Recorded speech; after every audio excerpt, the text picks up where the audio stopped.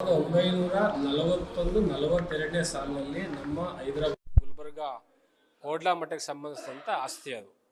ಆ ಆಸ್ತಿ 1941ರಿಂದ ಇಲ್ಲಿವರೆಗೂ ಒಂದು ಕಾಳು ನಮ್ಮ ಮಠಕ್ಕೆ ಸಿಕ್ಕಿಲ್ಲ ಸರ್. ಆ ಮಠ 4 ಜನಕ್ಕೆ ಕೊಟ್ಟಿದ್ರೆ ಇವತ್ತು 40 ಮನೆ ಕಟ್ಟಿದ್ದಾರೆ ಸರ್. ಆ ಮಠದಿಂದ ಆ ಆಸ್ತಿಯಿಂದ ನಮ್ಗೆ ಇದುವರೆಗೂ ಒಂದು ಕಾಳು ಲಾಭ ಇಲ್ಲ ಅಂದಮೇಲೆ ಮಠ ಯಾವ ರೀತಿ ಬೆಳಿಬೇಕು ಸರ್?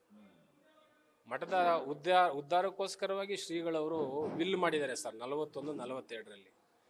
ಯಾವ ಉದ್ದೇಶಕ್ಕೆ ವಿಲ್ ಮಾಡಿದ್ರು ಆ ಉದ್ದೇಶ ಈಡೇರಿಲ್ಲ ಅಂದಾಗ ನಾವು ಟ್ರಸ್ಟ್ನ ಮಂಡಳಿಯವರೆಲ್ಲ ಸೇರಿಕೊಂಡು ಒಂದು ರೆಸೊಲ್ಯೂಷನ್ ಪಾಸ್ ಮಾಡಿ ಬನ್ನೂರು ರಸ್ತೆ ಮೆಲ್ಲಳ್ಳಿ ಒಳಗಡೆ ಅದಕ್ಕೆ ಪರ್ಯಾಯ ಭೂಮಿಯನ್ನು ನಾವು ಕೊಡ್ತೀವಿ ಅಂತ ಅವ್ರು ಹೇಳಿದ ಮೇಲೆ ಆ ಭೂಮಿಗೆ ಒಂದು NOC ಕೊಟ್ಟಿದ್ದೀವಿ ಸರ್. ಇನ್ನೂ ಏನದು ಅಂತಿಮ ಹಂತಕ್ಕೆ ಏನು ಬಂದಿಲ್ಲ.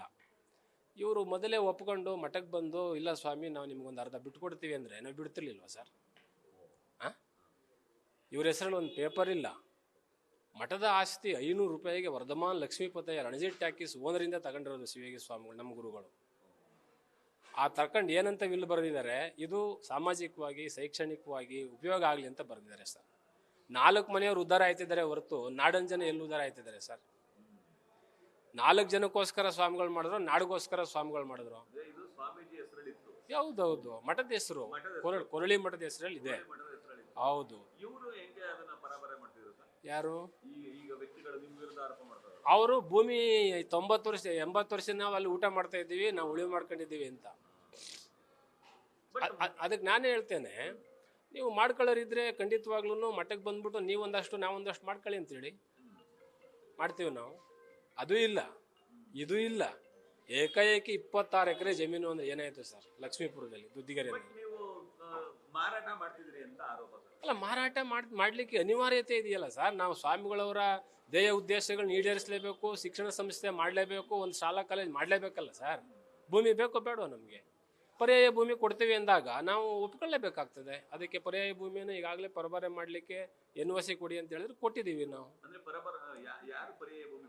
ಈಗ ಯಾರು ಆ ಭೂಮಿಯನ್ನು ನಾವು ಬೇರೆ ಉದ್ದೇಶಕ್ಕೆ ಬಳಸ್ಕೊಳ್ತೀವಿ, ನಿಮಗೆ ಬೇರೆ ಭೂಮಿಯನ್ನು ಕೊಡ್ತೀವಿ ಅಂತ ಹೇಳಿದ್ರೆ ಅವರಿಗೆ ನಾವು ಒಂದು NOC ಕೊಡಲೇಬೇಕಲ್ಲ ಸರ್. ಹಾಗಾಗಿ NOC ಕೊಟ್ಟಿದ್ದೀವಿ ಅಷ್ಟೇ. ಯಾವ ಕೋರ್ಟಲ್ಲೂ ಇಲ್ಲ ಸರ್. ಎಲ್ಲ ಕೋರ್ಟ್ ಎಲ್ಲ ಮುಗೀತು, 30 ವರ್ಷದಿಂದ ಮುಗಿದಿದೆ ಕೋರ್ಟ್ ಪ್ರಕ್ರಿಯೆ ಎಲ್ಲ. ನಮ್ಮಂತೆ ಆದ್ಮೇಲೆ ಅವ್ರು ಹಿಂಗೆ ಬಂದಿರೋದು. ನನ್ನನ್ನು ಯಾಕೆ ಟಾರ್ಗೆಟ್ ಮಾಡ್ತೇನೆ? ನಾನು ಸ್ವಲ್ಪ ಕಾನೂನಾತ್ಮಕವಾಗಿದ್ದೀನಿ, ಹೋರಾಟ ಮಾಡ್ತಾ ಇದ್ದೀನಿ, ಮತ್ತು ಸ್ವಲ್ಪ ಸ್ಟ್ರಾಂಗ್ ಆಗಿ ಮಠದ ಯಾವುದೇ ಕಾರ್ಯಕಲಾಪಗಳಲ್ಲಿ ಇರ್ತೀನಿ. ನಾನು ಯಾವುದೇ ಆಸ್ತಿ ಪಾಸ್ತಿಗಳನ್ನು ನಷ್ಟ ಆಗ್ಲಿಕ್ಕೆ ಬಿಟ್ಟಿಲ್ಲ ಸರ್. 40 ಮಠದ ಆಸ್ತಿನೂ ಸಂಪೂರ್ಣ ರಕ್ಷಣೆ ಮಾಡಿದ್ದೀನಿ. ಹಾಗಾಗಿ ನನ್ನ ಮೇಲೆ ಸ್ವಲ್ಪ ಟಾರ್ಗೆಟ್ ಮಾಡ್ತಾರೆ. ಹೌದೌದೌದು, ಅವೆಲ್ಲ ಇದ್ದೇ ಇರುತ್ತೆ ಸರ್. ನಾವಿರಲೇ ಇಲ್ವಲ್ಲ ಸರ್ ಅವೆಲ್ಲ ಆದಾಗ. ನಾನು ಇರಲೇ ಇಲ್ವಲ್ಲ ಸರ್. ಅದಕ್ಕೂ ನಮಗೂ ಸಂಬಂಧನೇ ಇಲ್ಲ. ನಾನಾಗಿದ್ದು 96-97ನೇ ಸಾಲಲ್ಲ ನಾನು ಈ ಮೈಸೂರಿನ ಶಾಖೆಗೆ ಬಂದಿದ್ದೀನಿ. ಹೋಡ್ಲಾ ಮಠಕ್ಕೆ 1 ವರ್ಷ ಆಯಿತು, ಸಂಸ್ಥಾನ ಮಠಕ್ಕೆ ಪೀಠಾಧಿಕಾರಿಯಾಗಿ 1 ವರ್ಷ ಆಯಿತು. ಈಗ ಗುಲ್ಬರ್ಗ ಸೇಡಂ ಪೀಠಾಧಿಕಾರಿ 1 ವರ್ಷ. ಭಾಳ ಅಪಪ್ರಚಾರ ಸುಳ್ಳು ಸರ್, ಸುಳ್ಳಾಗಿದೆ. ಯಾಕೆಂದರೆ ಸಾಮಾಜಿಕವಾಗಿ ಹೋರಾಟಗಾರರಾದಂಥ ನಾವು ಸಮಾಜಮುಖಿಯಾಗಿರ್ಬೇಕಲ್ವ ಸರ್. ಸಮಾಜಮುಖಿ ಅಕ್ರಮ ಯಾಕೆ ಮಾಡಬೇಕು? ಓಪನ್ ಅಪ್ ಆಗೇ ಮಾಡಬೇಕು. ಎಲ್ಲನೂ ಅಕ್ರಮ ಮಾಡೋದು ಎಂಥದ್ದಿದೆ? ಹಕ್ಕು ಬಾಧ್ಯತೆಗಳೆಲ್ಲ ನಮಗೆ ಇದೆ ವಿಲ್ಲಲ್ಲಿ ಇದೆ.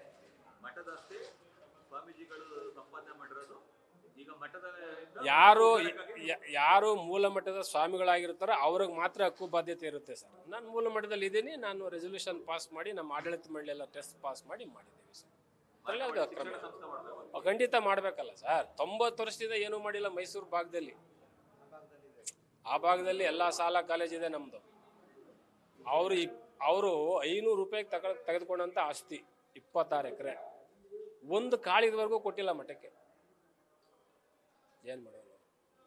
ಮಾಡಿದ್ರೆ ಹಿಂಗೆ.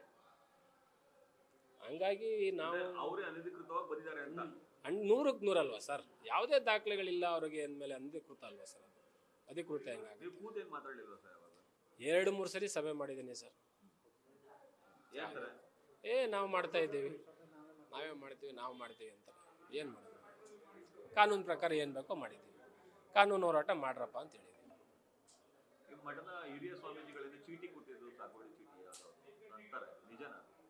ಇಲ್ಲ ಸರ್, ಸಾಗುವಳಿ ಚೀಟಿ ಕೊಟ್ಟಿದ್ರೆ ಅವ್ರಿಗೆ ಆಗ್ಬೇಕಾಗಿತ್ತಲ್ಲ.